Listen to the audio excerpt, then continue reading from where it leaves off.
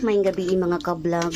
Karon pagid ko otro naka video para i-content kay busy kayo ang akong adlaw karon. Nako giatinan meeting alauna tapos pag uli nag-arrange akong kinumpra og naghinlo sa tindahan dayon nanghipos sa sudanan sa mga sudan og nanghugas dayon mga ka-vlog. Tapos nagdigamo og nag-defrost pagid ko sa akong freezer. So grabe best life today. So mao nang namingaw jud ko kadali kaganiha mga ka-vlog no. Pero okay ra. Nahuman naman.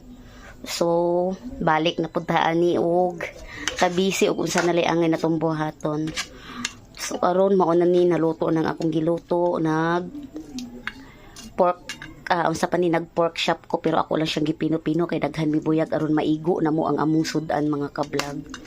Kay diri kuan mi kabuok puno, walo, siyam, dayon. Muhatag pod ko dito sa akong ugangan. Ginagmay lang yun, bahala ginagmay. Basta kanunay lang ang atong blessing mga ka-vlog. Di gita angay maglinaog kay kanang mga duslog, Diyos ko. Di gid na mo asinso.